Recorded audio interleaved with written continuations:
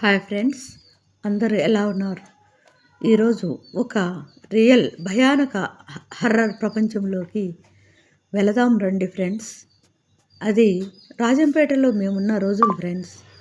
ఎందుకో ఊరి చివర బంగ్లా ఎప్పుడూ ఖాళీగా ఉండేది. ఆ దారిన పోయే వాళ్ళందరూ ఆ ఇంటి గురించి కథలు కథలుగా చెప్పుకునేవారు. ఒక నైట్ అయితే చాలు, అర్ధరాత్రి 10-12 గంటలకు అక్కడ ఒక విచిత్రం జరిగేదని, కిటికీలోంచి ఒక ఎర్ర చీర కట్టుకొని ఒక ఆమె చేతులు ఊపుతూ బయట చేతి నిండా గాజులు వేసుకొని అందరి వచ్చే పోయే జనాలకు భయకంపితులను చేస్తుందని కథలు కథలుగా రకరకాలుగా చెప్పుకునేవారు. ఆ దారిన ఒక విధంగా చెప్పాలంటే, ఆ దారిన పోవాలంటేనే ఒక రకంగా హడల్. అట్లా జరుగు రకరకాలుగా అనుకునేవాళ్ళు. అది మూత పడిపోయి, బూజు కూడా పట్టిపోయి, చాలా ఏళ్ళు పడి అట్లే ఉండిపోయింది. అక్కడ రెంట్‌కి ఇవ్వలే. వాళ్ళు ఎక్కడుండారో, ఇంటి ఓనర్స్ తెలీదు. అక్కడ కొద్ది దూరంలో ఒక ఆమెను అడిగాను. "ఎందుకక్కా ఇలా ఖాళీగా ఉంది" అని అడిగాను. "ఏం లేదు, ఆ ఇంటి గురించి చెప్పాలంటేనే నాకు వణుకొస్తుంది. నన్ను అడగొద్దు ఈ విషయము" అని అనింది. "లేదు చెప్పక్క, ఎందుకు అలా" అన్నాను. అంటే "ఏం లేదు, ఇంటి ఓనర్ దుబాయ్‌లో ఉండేవాడు. అతను ఇక్కడ చౌకగా వస్తుందని ఒక కట్టిన ఇల్లు కొన్నాడు. బాగా 3 అంతస్తుల భవనం. చూడ్డానికి చాలా గదులున్నాయి. ఎంతో ఆశగా కొన్నాడు. ఆ ఇల్లు స్టార్టింగు పెళ్లి కాని ఇద్దరు కొత్తగా పెళ్ళయింది. వారం పెళ్ళైన వాళ్లకు రెంట్‌కిచ్చాడు. వాళ్ళు ఎంతో ఆనందంగా ఇల్లు బావుందని కేరింతలు గంతులేస్తూ ఆ ఇంట్లో దిగిపోయారు. 2-3 నెలల అడ్వాన్స్ కూడా ఇచ్చి దిగిపోయారు. బాగానే కొన్ని రోజులు అలా జరుగుతూ ఉంది. ఉన్నట్టుండి ఎందుకో ఆమెకు బాగాలేకుండా వైఫ్‌కు బాగాలేకుండా పోయింది. అతనికి ఏమీ అర్థం కావడం లేదు. ఆమెకు ఎందుకో నైట్ అయ్యేసరికి విచిత్రంగా ప్రవర్తించసాగింది. ఆమె ఆమె కూడా ఎర్ర చీర కట్టుకోవడము, చేతి నిండా గాజులు వేసుకోవడము, అలా వింత వింత శబ్దాలు చేయడము, పకపక నవ్వడము, రాత్రి అయ్యేసరికి ఎట్లా విచిత్రంగా ప్రవర్తించసాగింది. తన భార్య ఎందుకు అలా ఉంది అనుకుంటూ భయంగా కొన్ని రోజులు అట్లాగే ఏమోలే అనుకున్నాడు. తర్వాత రోజులు గడిచే కొద్దీ ఆమె అలాగే ప్రవర్తిస్తూ ఉంది. ఇంకా అతను ఇంకా ఇల్లు తప్పదన్నట్టు వేరే ఇల్లు మాట్లాడుకున్నాడు. అంతలో ఉన్నట్టుండి ఒక నైట్ రాత్రి ఆమె వాంతులు విరేచనాలతో ఉన్నట్టుండి జ్వరంతో చనిపోయింది. ఎవరికీ అర్థం కాల. అది ఆ చనిపోవడం కూడా ఎర్ర చీర కట్టుకునే చనిపోయింది. ఎర్ర గాజులు, ఎర్ర చీర, ఎర్ర బొట్టు అవి పెట్టుకొని ఆ రోజు చనిపోయింది. అందరికీ ఆశ్చర్యం వేసింది. ఇక అక్కడ కథలు కథలుగా జరిగేది కూడా ఎర్ర చీర వల్లే. వెంటనే భయపడి ఇల్లు ఖాళీ చేసేసినాడు అతను. చేసిన నెలకు ఆ ఇంటి గురించి రూమర్స్ ఎక్కువ అవ్వసాగాయి. సరే, కొన్ని నెలలు అలాగే గడిచిపోయింది. అలాగే ఈసారి కూడా మళ్ళీ ఒక 3 నెలలు 4 నెలల తర్వాత ఒక జంట, మళ్ళా పెళ్ళైన జంటే, ఒక నెల పెళ్ళైన జంట ఆ ఇంట్లో రెంట్‌కి దిగారు. ఎంతో ముచ్చటపడి దిగారు. ఎంతో మా పక్కింటి వాళ్ళతో, ఇరుగింటి వాళ్ళతో చాలా చక్కగా మాట్లాడుతూ, అందరితో కలుపుగలుతూ ఎంతో హ్యాపీగా, వాళ్ళ హస్బెండ్‌తో హ్యాపీగా జోకులు వేసుకుంటూ, నవ్వుకుంటూ బాగా హ్యాపీగా ఉన్నారు. అలా ఉన్న వాళ్ళకు ఒక 5-6 నెలలు బాగానే ఉన్నారు. ఉన్నట్టుండి వాళ్లకు అదేవిధంగా ఆమె రాత్రిపూట విచిత్రంగా ప్రవర్తించసాగింది. రాత్రి 10-10:30 అయితే చాలు, 12 అయితే ఇంకా ఓవర్ చేస్తూ ఉంది.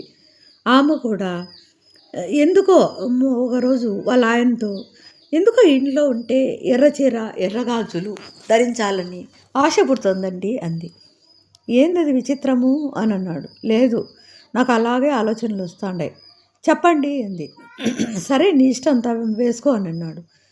అది వేసుకున్నప్పటి నుంచి ఇంకా విచిత్రంగా నవ్వడము, అనవసరంగా అనవసరంగా జోకులు వేయడము, అనవసరంగా కుంభాలు అన్నం తినడము నైట్ టైం 12కు అట్లా చేయసాగింది. ఇది తన భార్యలో వస్తున్న మార్పు అతనికి విచిత్రంగా అనిపించసాగింది. అలాగే ఏమోలే, మారుతుందిలే అనుకుంటూ అలాగే దొర్లుతూ ఉన్నాయి రోజులు. ఒకరోజు అనుకోకుండా ఆమె సినిమాకని బయటికి వెళ్ళి సెకండ్ షోకి వెళ్ళి ఇంట్లోకి వచ్చింది. వస్తూనే ఎందుకో చకచక సైడ్ రూమ్ ఒకటుంది. ఆ రూమ్‌లోకెళ్ళి అనుకోకుండా గోడ తల కొట్టుకొని రక్తం కార్చుకుంటూ మూల చనిపోయింది. అర్థం కావడం లేదు. ఆమె కూడా ఎర్ర చీర కట్టుకొని చనిపోయింది. ఎర్ర గాజులు, ఎర్ర చీర, ఎర్ర బొట్టు ఇవే ఎర్ర చెప్పులు యేసుకొని ఆమె ఇంకా చెప్పులు ఎక్స్‌ట్రాతో చనిపోయింది. అక్కడ ఇది చిత్రంగా పోయి మర్డర్ అయిపోయింది. పక్కింటి వాళ్ళను అడిగాడు. అప్పుడు చెప్పారు పక్కింటోళ్ళు. "ఈ ఇంట్లో ఫస్టు ఇలాగే ఒక ఆమె చనిపోయింది. ఎందుకో మాకు తెలియడంలే. ఎవరినైనా అడిగి కనుక్కొని మీకు విషయాలు మరీ చెప్తాను. ఓహ్! ఆగండి" అంది. "మీరు తొందరగా ఆ ఇల్లు ఖాళీ చేయడం చాలా మంచిది" అనింది. ఇంకా ఇంత జరిగినాక ఉంటానా అని అతను బోరున భార్య మీద ప్రేమతో ఏడ్చుకుంటూ గబగబా ఇంట్లోకెళ్ళిపోయాడు. మరుసటి రోజు ఆమె పిలిచి రండి అనింది. "ఏ విషయం తెలిసిందా" అని అడిగాడు. "ఏ లేదు.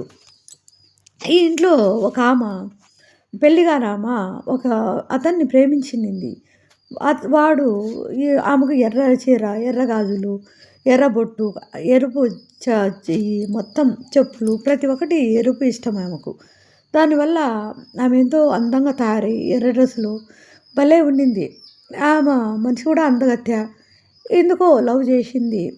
వాడు మోసం చేసి వెళ్ళిపోయాడు. ఆ ఇంట్లో ఊరేసుకొని ఆమె చనిపోయింది.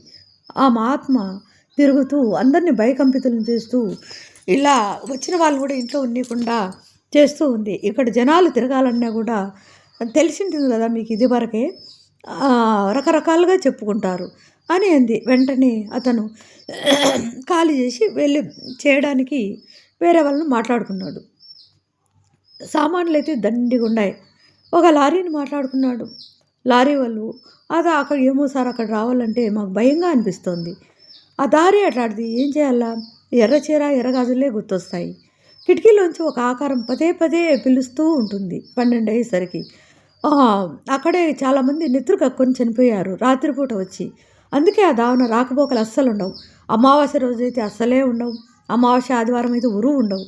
ఏమున్నాయి 7 గంటల లోపలే పనులు ముగించుకొని ఆ దారిన పోతూ ఉంటారు. ఏమన్నా అవసరం వస్తే 10 గంటలు దాటితే చకచకా నడుపుకుంటూ తల తిప్పి కూడా చూడరు. అక్కడ అంత డేంజర్ ప్లేస్ అది. అందుకే ఆ ఇల్లు అలా మూతపడిపోయింది అని చెప్పారు. అని అతను రావడానికి చాలా ఇబ్బంది పడ్డాడు. ఎంతో కష్టం మీద సామాన్లు మోయడానికి వచ్చాడు. సామాన్లన్నీ వేసి పంపించిన తర్వాత ఆ ఇల్లు అలాగే ఉండిపోయింది. ఇది జరిగింది ఆ ఇంట్లో. సంవత్సరం కాదు 2 ఏళ్ళు అయింది.